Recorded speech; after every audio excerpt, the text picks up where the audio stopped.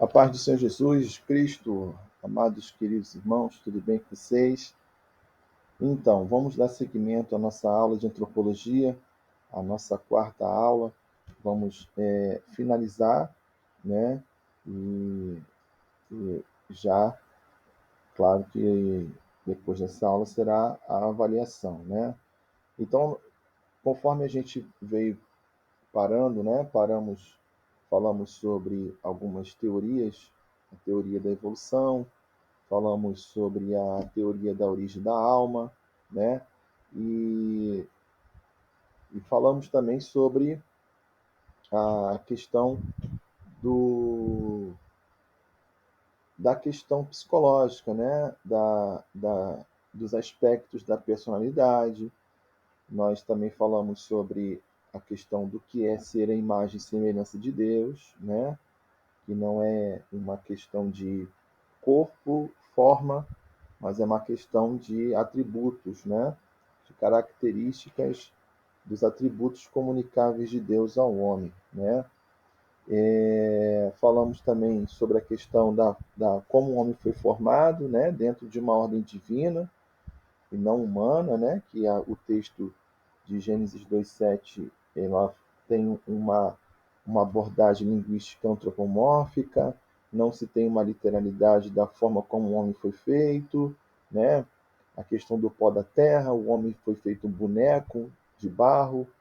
Bom, nós fizemos essas abordagens nas aulas anteriores, né? E hoje nós vamos fazer menção, complementando o assunto, sobre a questão do corpo, alma e espírito, né? Corpo, alma e espírito, porque existem também pontos distintos em relação a isto, né? Afinal de contas, o homem foi feito corpo, alma e espírito ou somente corpo e espírito, ou espírito e alma, né? Existe esse problema, né? Dentro do meio teológico, tá? Então, nós vamos aqui fazer essa abordagem, entender que a Bíblia afirma, tanto no Antigo quanto no Novo Testamento, né? E compreender o que a Bíblia, na verdade, fala sobre a existência, né? Que é polêmico dentro do meio teológico, tá? Então, vamos ler um texto da Bíblia, aqui está aqui em 2 Tessalonicenses, segundo não, 1 Tessalonicenses, capítulo de número 5, tá? O versículo é o versículo de número 23, tá? 1 Tessalonicenses, capítulo 5, versículo de número 23, e depois vamos ler em Hebreus 4:12, tá? Hebreus 4:12. Então vamos lá. 1 Tessalonicenses 5:23 diz que o próprio Deus da paz vos santifique inteiramente, que todo o espírito, alma e corpo de vocês seja conservado irrepreensível na vinda de nosso Senhor Jesus Cristo, né? Vamos lá agora ler em Hebreus, capítulo 4, versículo de número 12. Hebreus 4:12. Hebreus, capítulo 4, versículo de número 12, tá? Que diz assim: Pois a palavra de Deus é viva e eficaz, mais afiada que qualquer espada de dois gumes, ela penetra ao ponto de dividir alma e espírito, juntas e medulas, e julga os pensamentos e intenções do coração, né? Então, é a palavra de Deus, né, que discerne ao ponto de dividir alma e espírito, né? Ela penetra, né? Então, a Bíblia Sagrada faz menção, de alguma forma, da distinção, né, de alma e espírito, né? Vamos orar? Pai em Cristo, agradeço a Ti pela oportunidade de poder fazer menção da Tua santa palavra. Peço graça, peço misericórdia em nossa mente para que venhamos, nesses minutos, trazer, ó Deus, aquilo que vem a elucidar mistérios da tua palavra acerca da existência do homem. Muito obrigado pela nossa existência. Obrigado, Senhor, pelo teu cuidado. Obrigado pelo teu trato conosco.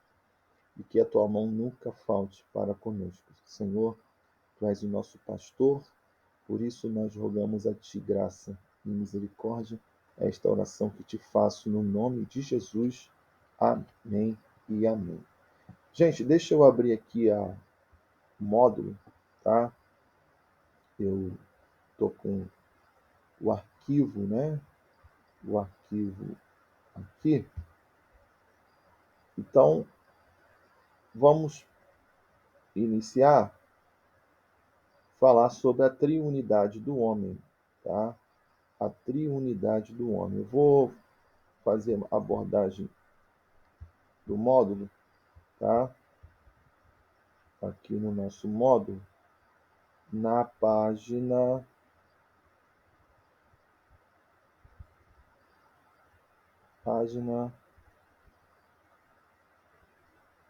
Peraí, gente.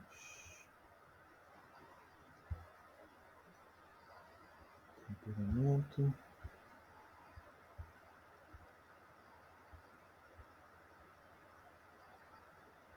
Deixa eu só ver aqui a página direitinho. Página 15, tá? A página 15. Ok? Então você já vai aí abrindo na página 15. Ok? A triunidade. Então, conforme está aí descrito, o espírito é o ser moral, a alma é a substância, o corpo é a matéria, o pó, né? Então, a origem do espírito, aí tem um texto de referência de Zacarias, capítulo 12, versículo 1, né? Vamos ler? Zacarias, capítulo 12, versículo de número 1 diz: Esta é a palavra do Senhor para Israel, palavra do Senhor que estende os céus, assenta o alicerce da terra e forma o espírito do homem dentro dele, né? Se referindo ao espírito do homem, né? Então o texto do nosso módulo diz: esse espírito é o centro e a parte da vida humana. A alma possui e usa essa vida, lhe dando expressão por meio do corpo. Então isso é importante, né? O espírito é o centro da vida, tá? Não tem como haver vida sem haver o espírito, tá? O fôlego de vida, tá? O fôlego de vida é justamente o que condiciona o homem a um ser vivo. É o espírito, tá? O sopro, tá? O fôlego de vida, a palavra fôlego é neshama, né? No hebraico, neshama, é o fôlego de vida, o sopro de Deus, né? Eu expliquei sobre isso que não se dá dentro de uma ordem literal, né? Porque Deus não tem boca. Então é a forma de entendermos dentro de uma ótica humana como se deu, né? E, e, e dentro dessas considerações hebraicas, tá? O espírito ela possui a fonte da vida, né? E falamos também nas aulas anteriores que Deus não tira de dentro, o ato criativo de Deus, né? No momento em que forma o homem, Deus cria, forma o espírito do homem, né? Nós aprendemos na primeira aula sobre a questão da origem do homem, né? Da alma, né? Dentro de uma visão, dentro da visão traducianista, que a nossa alma é uma herança, o nosso espírito, na verdade, é herança de geração, né, anterior. Então, a herança dos pais para os filhos, né? No princípio, Deus soprou o espírito das vidas no corpo inanimado e o homem foi feito alma vivente. Assim é que a alma é um princípio encarnado, recebendo expressão através do corpo. Então, o espírito é a fonte da vida, né? A fonte da vida. A alma é a forma de como esse espírito, né, vai expressar dentro do campo da consciência. Então, é através das emoções, né? Então, o espírito é ativado pelo espírito mediante aquilo que o corpo recebe de informações do ambiente, né? Então, a alma, ela é o mecanismo de conexão entre espírito e corpo, tá? É por isso que é difícil. Muita gente diz assim: ah, eu só dou, eu não vou dar glória a Deus à toa porque isso é emocionalismo. Reflita, reflita. O tabernáculo levantado por ordenança de Deus no deserto, ele é um símbolo, ele é um tipo da forma do homem, tá? Deus manda que fosse erguido o tabernáculo no deserto para que, através do tabernáculo, Deus habitasse no meio do povo. Então, isso é uma, um desenho, um desenho de como se daria essa presença de Deus através de Jesus. Então, o tabernáculo, ele dividido em três partes: átrio, lugar santo e santo dos santos. Isso é uma figura, tá? E no culto, no tabernáculo, os três ambientes eram ativados. Dentro dessa figura do tabernáculo em relação a, a um relacionamento com Deus, Deus disse: eu vou habitar no meio do meu povo através do tabernáculo. O tabernáculo dividido em três partes. E Paulo, ele se utiliza dessa visão do tabernáculo e do templo em relação à nossa vida. Tanto ele vai dizer que o nosso corpo é o templo do Espírito Santo. Então, dentro dessa forma de relação, de culto a Deus, os três ambientes envolvidos. Então, vamos lá. Entendemos que o átrio é o ambiente exterior. Por isso que o átrio pode simbolizar ou representar o nosso corpo. O lugar santo, que era onde o átrio era o lugar onde tinha o altar, né? Onde tinha o altar do sacrifício. Era onde se apresentava a oferta. Era onde se apresentava, né, o animal para ser sacrificado. Era no átrio. O lugar santo era onde havia ali o candelabro de ouro, onde havia a mesa da proposição dos pães asmos, onde havia o altar do incenso, né? E tudo era elementos do lugar santo. E tudo tinha que estar organizado. O culto, o centro do culto estava ali no lugar santo. O Santo dos Santos era onde estava a Arca do Concerto, o propiciatório, onde uma vez ao ano o sumo sacerdote ia para ali com o sangue aspergir dos quatro lados da Arca do Concerto do propiciatório, os quatro chifres, né? Então, observamos que o culto envolvia as três partes. E o que dentro dessa representatividade nós podemos entender? O átrio é o corpo, o lugar santo representa a alma e o Santo dos Santos representa o Espírito. Bom, no átrio, onde havia o sacrifício, era onde se dava o início do culto. Apresentava a Deus, oferecia a Deus no altar. Então, o altar é o nosso corpo, né? Paulo ele faz uma visão em Romanos, capítulo de número 12, versículo de número 1, Romanos 12, 1, tá? Romanos 12, 1 diz assim: portanto, irmãos, rogo-lhes pela misericórdia de Deus que se ofereçam sacrifícios vivos, santo e agradável a Deus, que é o culto racional de vocês. Então, observe que Paulo ele faz uma alusão do corpo como um altar de sacrifício vivo, santo e agradável a Deus. Então, fazendo uma referência justamente a esse altar lá do Antigo Testamento.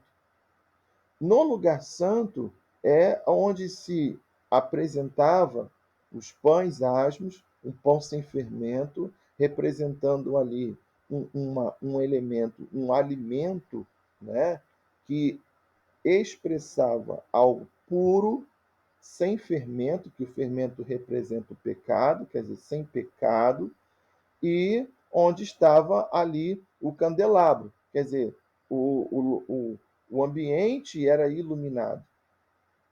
E o altar do incenso, onde se acendia o incenso para se dar início ali o ritual, ao culto. Por isso que o lugar santo representa a alma, porque é na nossa alma que temos luz, que temos dentro do campo do culto, da nosso relacionamento com Deus, a pureza de quê? A pureza de, de alma, a pureza de pensamento, a pureza de apresentar a Deus, assim como os pães asmos, sem fermento, sem pecado no coração. Por isso que o culto também envolve emoção. Deus nos fez pessoas psicologicamente prontas para adorá-lo. A adoração, ele não está no campo da razão. A adoração está no campo da emoção. Então, a luz, a luz do candelabro representa a luz do evangelho em nossa vida. E de que maneira vamos expressar essa luz? Pela nossa alma, pelas emoções. Então, precisamos entender que nossa relação com Deus envolve emoção. Porque tem gente que acha que a relação com Deus é só razão. E não é. É emoção. Tá? Por isso que encontramos nos textos dos Salmos, nos textos poéticos, né? Nos textos poéticos, livros poéticos de Jó, Provérbios, Salmos, Cantares, Eclesiastes, encontramos muitas expressividades emotivas. Tá? Você pega o Salmo 137 e você vê como está o coração do salmista, o Salmo 126, né? Estávamos como estávamos, Salmo 126, o salmista expressa ali uma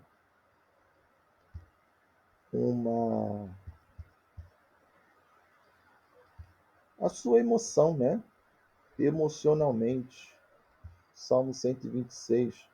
Quando o Senhor trouxe os cativos de volta ao Sião, foi como um sonho. Então, fala como significa o quê? Que emocionalmente eles estavam na expectativa de voltar para a terra, né? Verso 2: então nossa boca encheu-se de riso, nossa língua de canto de alegria. Até nas outras nações se dizia: o Senhor fez coisas grandiosas por este povo. Sim, coisas grandiosas fez o Senhor por nós, por isso estamos alegres. Olha aí a emoção. Senhor, restaura-nos assim como enches o leito dos ribeiros no deserto, né? Os que semeiam com lágrimas, com canto de alegria colherão.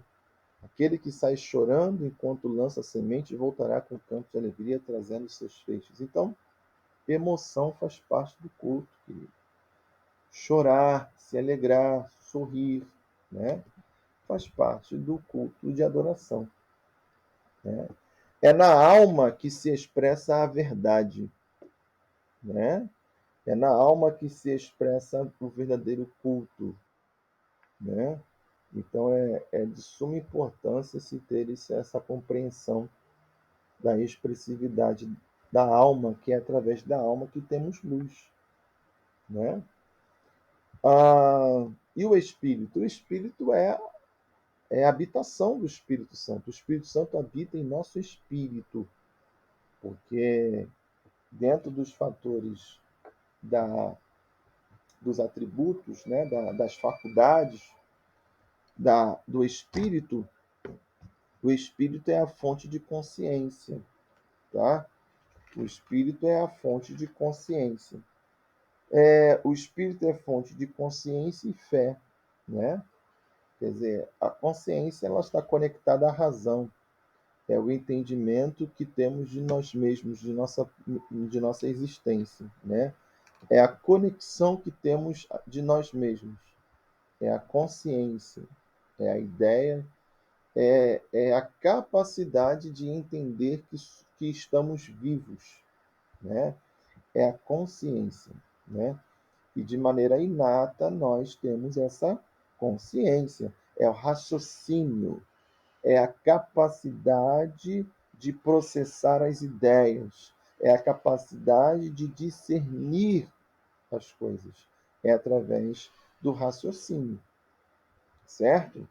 E é do nosso espírito que temos a fé natural, não é a fé salvífica, é a fé natural. Todos nós fomos feitos e formados com uma fé, e essa fé é uma fé natural.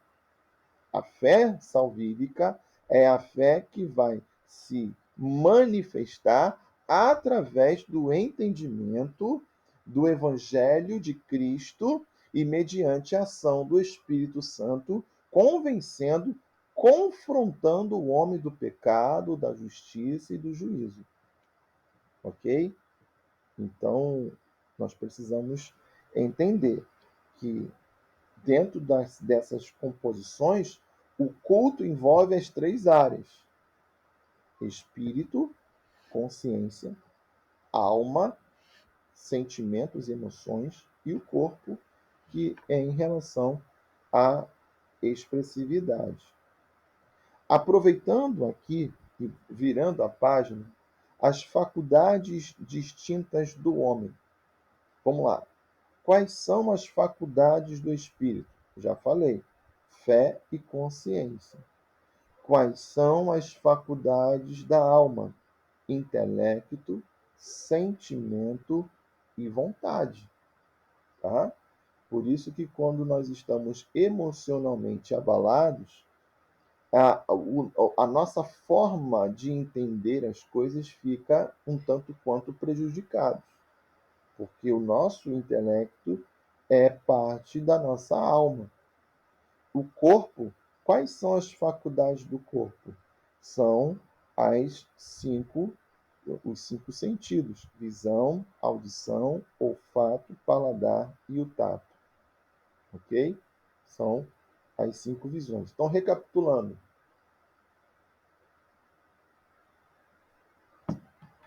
quais são as faculdades distintas do homem? Do espírito, a faculdade do espírito é fé e consciência, ou razão. Faculdades da alma: sentimento, intelecto e vontade. Faculdades do corpo: cinco sentidos: visão, audição, tato, paladar e olfato. Né? Ah, dentro dessa visão, né, O homem, ele é muito mais do que um amontoado químico. O homem é um ser espiritual, né? E não é só um ser transitório, mas Deus o destinou para a eternidade. Então, o homem foi feito para a eternidade. O homem foi feito para ser eterno, né? E o que condiciona o homem a ser eterno é o ser espiritual, é o espírito, né? É o espírito. A palavra espírito, no sentido humano, né? Espírito do homem, ele aparece aproximadamente por 387 vezes só no Antigo Testamento, né? A palavra espírito no grego é pneuma. A palavra espírito no hebraico é ruach. Fôlego, né? O fôlego de vida, que é o que está lá em Gênesis capítulo de número 2, versículo 7, é Neshama no hebraico, né? O que significa Neshama? Neshama significa capacidade de respirar. Então, Deus deu a Neshama para o homem. E aí você vai dizer, mas os animais não têm Neshama? Sim, mas os animais possuem alma instintiva, né? O homem possui espírito consciente. Os animais possuem alma instintiva. Enquanto que os animais, eles existem dentro das suas próprias espécies e formas, né? O homem, ele é um ser pleno porque o homem compreende e discerne o ambiente que ele está inserido. O homem tem capacidade de discernir o ambiente, o homem tem capacidade de discernir a si próprio e o homem tem capacidade de discernir a Deus.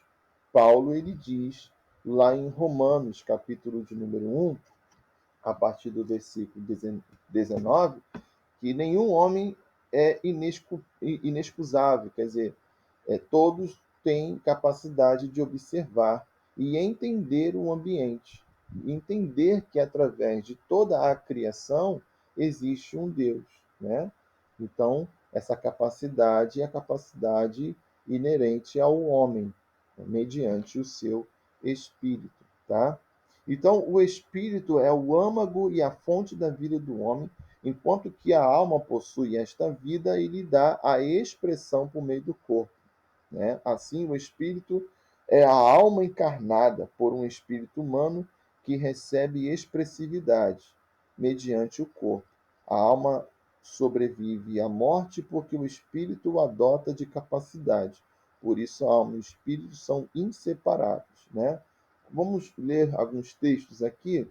Colossenses, capítulo de número 3, no Novo Testamento. Colossenses, capítulo 3, versículo de número 10. Colossenses 3,10 diz assim: e se revestiram do novo, o qual está sendo renovado em conhecimento à imagem do seu Criador, né? Segundo aos Coríntios, capítulo 3, segundo aos Coríntios, capítulo 3, versículo 18, tá? Segundo aos Coríntios, capítulo 3, versículo de número 18, diz assim: e todos nós que com a face descoberta contemplamos a glória do Senhor, segundo a sua imagem, estamos sendo transformados com glória cada vez maior, a qual vem do Senhor, que é o Espírito, né? A qual vem do Senhor, que é o Espírito, tá? Entendendo que essa condição de entender, ó, e todos nós que com a face descoberta contemplamos a glória do Senhor, segundo a sua imagem, estamos sendo transformados com glória cada vez maior, a qual vem o Senhor, que é o Espírito.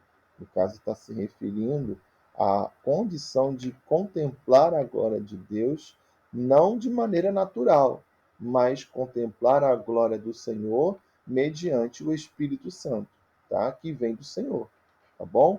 Então, aqui está falando sobre a ação do Espírito Santo, tá?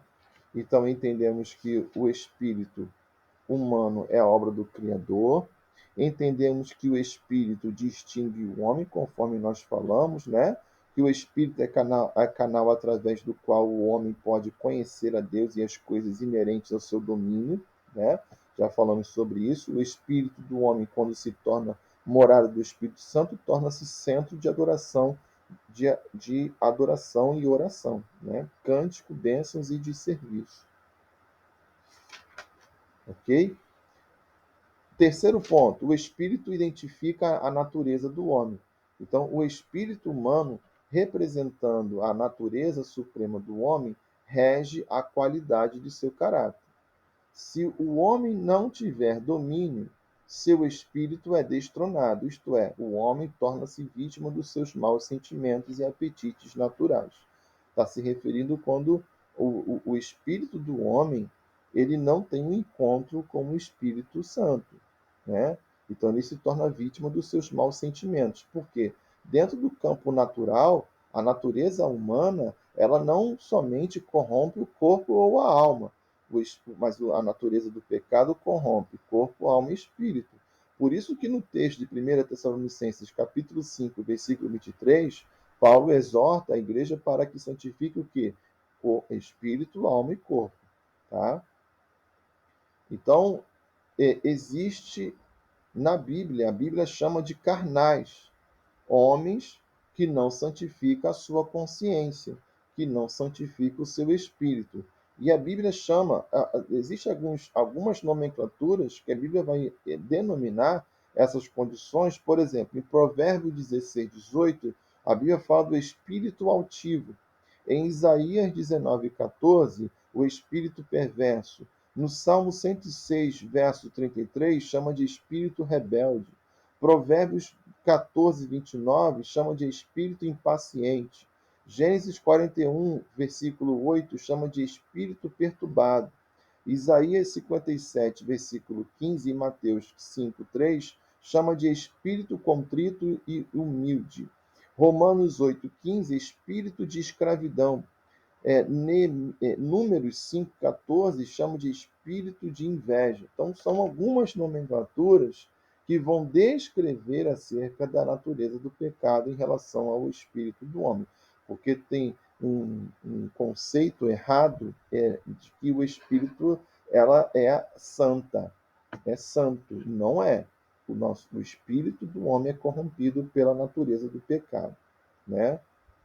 Por isso nós devemos guardar o nosso espírito, conforme está em Provérbios 3, 23. Nós devemos dominar o nosso espírito, conforme o texto de Ezequiel 18, 31. E nós devemos transformar o nosso espírito, conforme está em Ezequiel 11, 19. Né?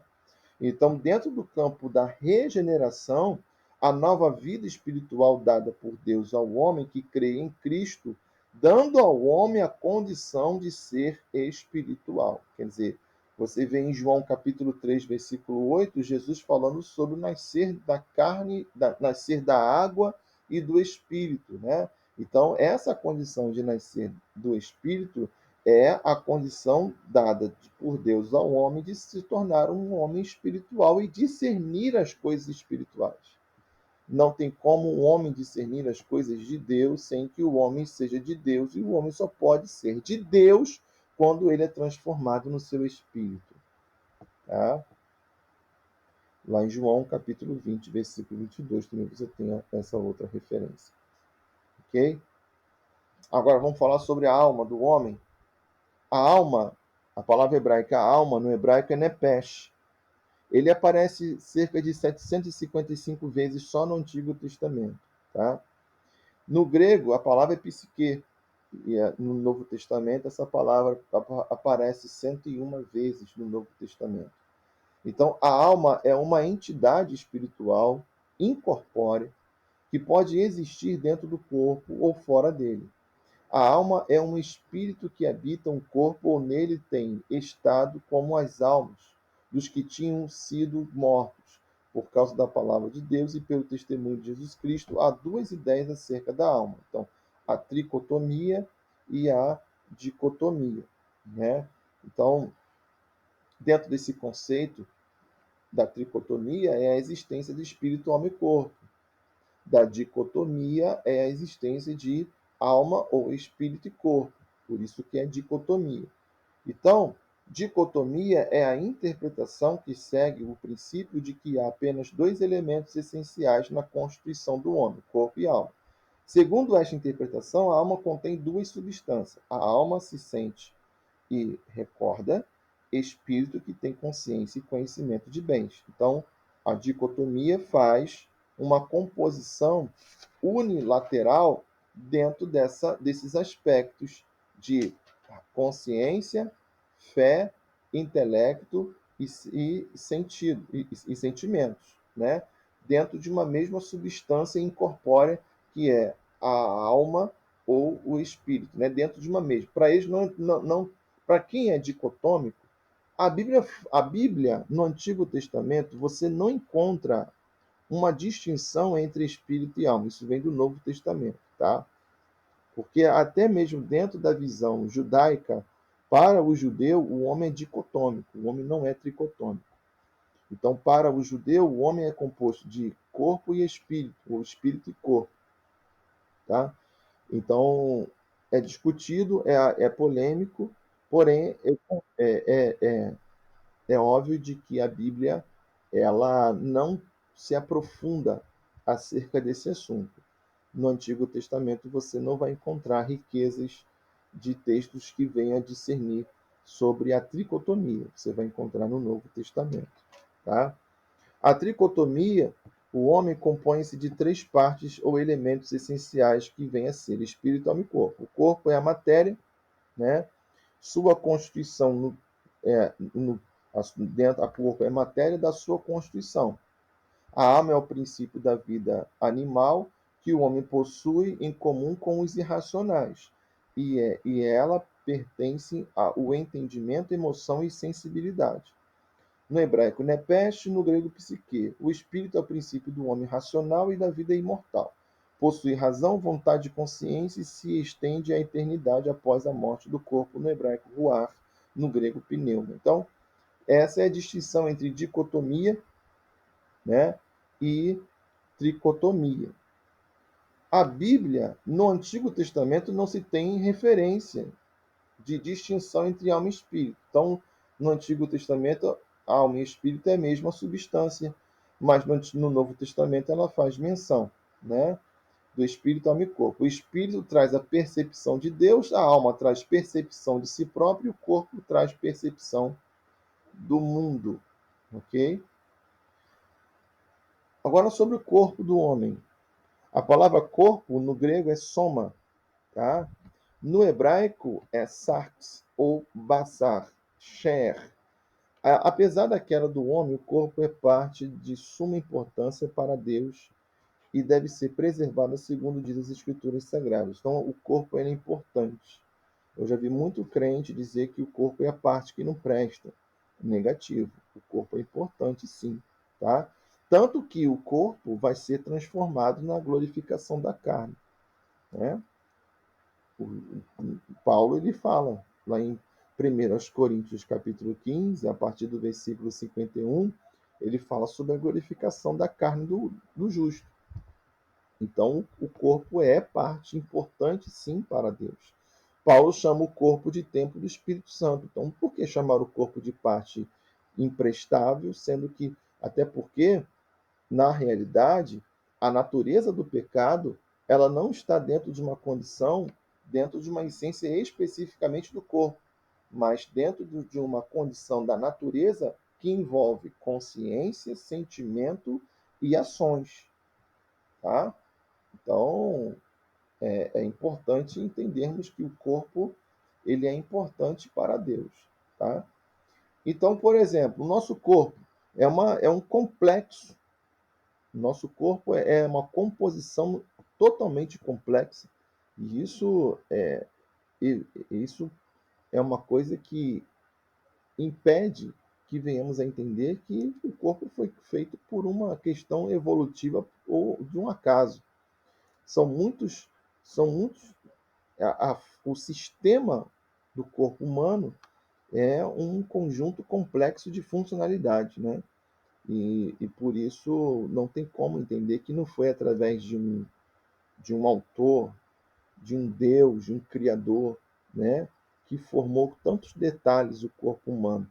Para você ter uma ideia, o nosso corpo, ser físico, 150 ossos 500 músculos, 15 quilos de sangue, coração bate 70 vezes em média por minuto, 5.850 quilos de sangue pulsionados por dia, todo o sangue passa pelo coração em 3 minutos, os pulmões contêm 5 litros de ar, respiramos 1.200 vezes em média por hora, possui 13 elementos químicos, 8 sólidos, 5 gasosos, 44 quilos de oxigênio, 7 quilos de hidrogênio, 173 gramas de azoto, 600 gramas de cloro, 100 gramas de enxofre, 1.700 gramas de cálcio, 800 gramas de potássio, 50 gramas de ferro, fósforo, gordura, magnésio, cal, sódio e isso vê a complexidade do corpo humano, né? A complexidade do corpo humano é algo fantástico, é algo que Deus é fantástico. Só Deus para ter essa, né? É terrivelmente fantástico o corpo do homem, tá bom? E nisso aqui eu quero encerrar a nossa aula, né? Fazendo uma abordagem novamente sobre o que é o homem. Está lá em Jó, capítulo de número 7, para a gente encerrar a nossa aula de hoje. Jó, capítulo 7, versículo 17 e 18, que diz assim: que é o homem para que lhes dê importância e atenção, para que o examines a cada manhã e o proves a cada instante. Nunca desviarás de mim o teu olhar, nunca me deixarás sós, nem por um instante. Se pequei, que mal te causei? E tu que vigias os homens, por que me tornaste teu alvo? Acaso tornei-me um fardo para ti? Por que não perdoas as minhas ofensas e não apagas os meus pecados? Pois logo me deitarei no pó, tu me procurarás, mas eu já não existirei. É, é interessante porque o texto é um texto poético, né? E eu quero encerrar essa aula dizendo que muitos, os testemunhos de Jeová, eles ensinam sobre a doutrina do chamado aniquilarismo. O que é essa doutrina? É a doutrina que crê que a alma, ela vai, depois da morte, ela vai acabar, né? Que o homem, ele vai acabar. Ele não crê na eternidade da alma. Isso é um grande equívoco, tá? Um grande equívoco, porque temos textos de Jesus, por exemplo, Marcos, capítulo de número 9, tá? Marcos 9,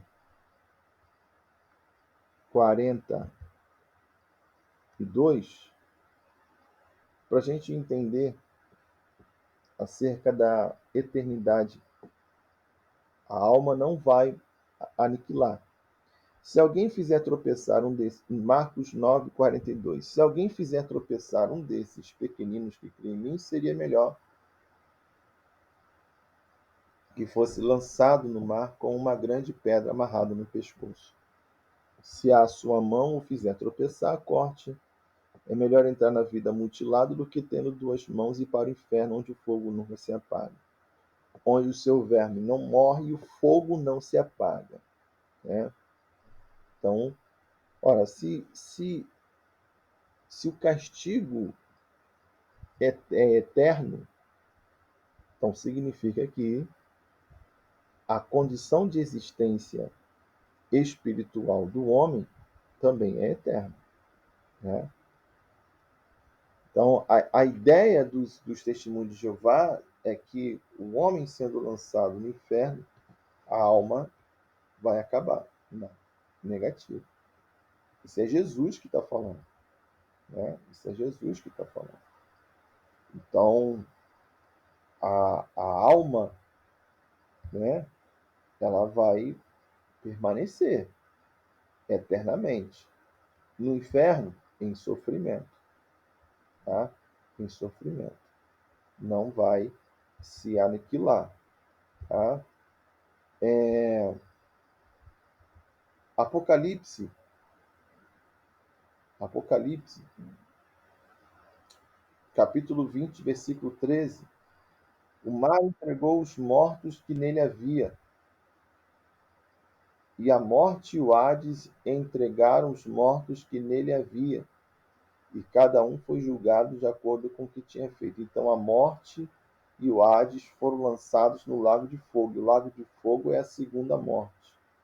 Se o nome de alguém não foi encontrado no livro da vida, este foi lançado no lago de fogo. Quer dizer, conectando ao texto que Jesus faz menção do lago de fogo, o inferno, que nunca se apaga, ora, nunca se apaga porque o sofrimento não vai acabar. Se o sofrimento não vai acabar, é que a alma, né, não vai se acabar também. Isso é uma questão de lógica. Tá? Então é inviável a ideia do aniquilarismo. Okay? Outro ponto que já agora defendido pelos testemunhos de Jeová, pelos testemunhos de Jeová não, pelos adventistas do sétimo dia, é dizer que a dormência da alma, tá? Que segundo a doutrina adventista, a alma ela permanece no corpo em um estado de dormência. A Bíblia não faz menção acerca disso. Toda vez que o texto vai fazer menção sobre o termo, né, sobre o mistério acerca dos que dormem, ela não faz referência ao fato da alma continuar no corpo. Pelo contrário, a gente tem textos que fazem referência a após a morte, a alma se dirigia ao Hades. Lucas capítulo 16, versículo 19, no texto sobre Lázaro, né, e o rico Lázaro, se fosse assim, se formos entender dessa maneira, então Jesus não ressuscitou, porque na realidade a alma dele nunca foi ao Hades, né? Então é complicado entender dessa forma. Então a alma de Jesus foi até o Hades, está lá em Efésios capítulo 4, versículo de número 8, 9, 10, fala que ele desceu às profundezas, né? 1 de Pedro capítulo 3, versículo 19, né, fala que ele foi e pregou aos espíritos que estavam em prisão.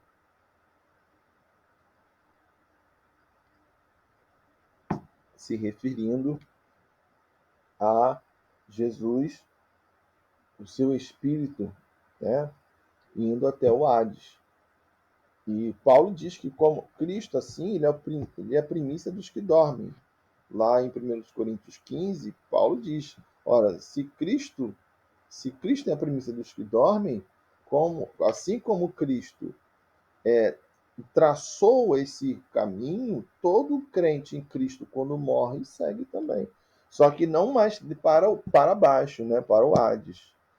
Todo morto em Cristo agora vai para o paraíso. Tá? Vai para o paraíso, que é o estado intermediário da alma, do justo. Né? E o Hades ainda é o estado intermediário da alma dos ímpios. Né? Então, é complicado entender que o espírito está dormente no corpo do morto. Não, negativo, totalmente equivocado essa linha de pensamento, até porque a palavra dormir é uma palavra que se refere à inércia do corpo e não a uma questão espiritual. Né? Toda vez que Jesus vai fazer menção sobre o estado intermediário, ele vai dizer que o espírito está em uma dinâmica. Né? Então a gente não procede a ideia sobre a questão da dormência da alma. Né?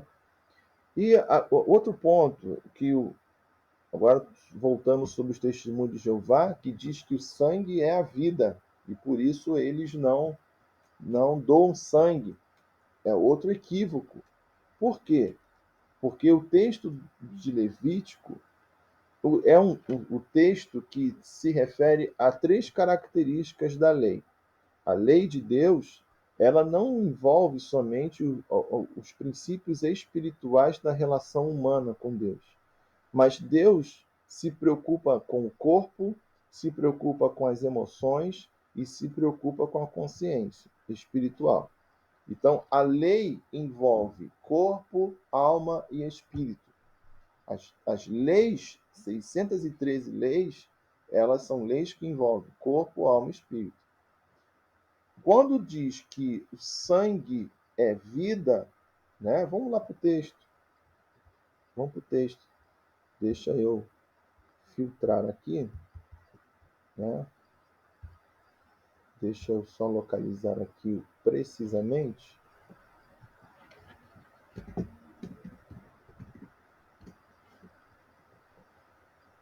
Vamos lá. Levítico, né?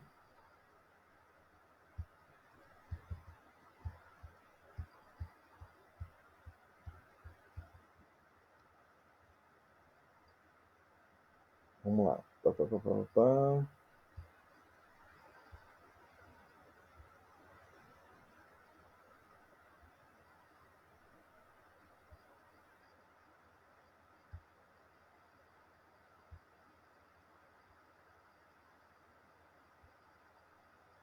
Só um minutinho.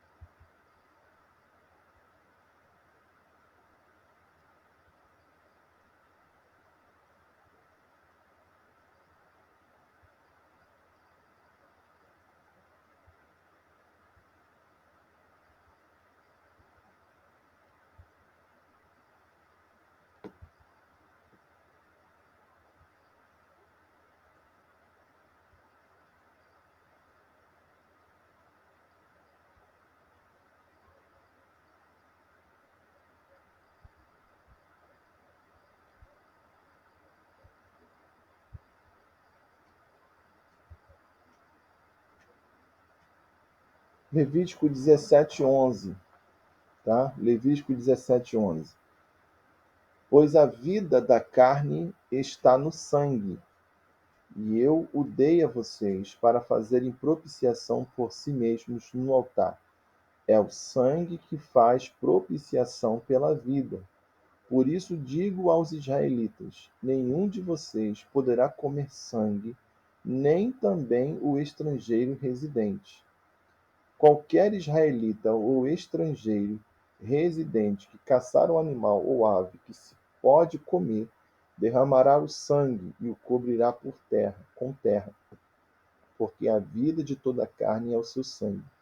Por isso eu disse aos israelitas: vocês não poderão comer o sangue de nenhum animal, porque a vida de toda a carne é o seu sangue.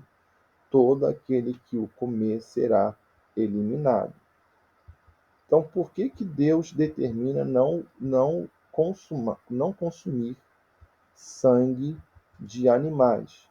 Primeiro, porque o sangue é um elemento impuro, né? Isso dentro de um conceito, tanto de um conceito cultural quanto no conceito literal. O sangue possui impurezas. E a forma como se manipulava esse elemento, né, não propiciava ao seu consumo, tá? Então, né, a higiene em torno da manipulação do sangue para o consumo não é, não foi permitido por parte de Deus, até por uma proteção do próprio corpo. Segundo, o sangue dentro de uma condição figurada do sacrifício, é algo específico para a remissão do homem. Então, a vida vale outra vida. O sangue como símbolo de vida, né? E por isso que a sua representatividade no sacrifício representava o quê? A remissão, a redenção, porque a vida do animal sacrificado era sacrificado no lugar do próprio pecador. Então, em torno desse simbolismo e dessa figura, não se poderia consumir o sangue por conta dessa relevância simbólica do Antigo Testamento, além também das impurezas, né? Do fato da contaminação. Tá?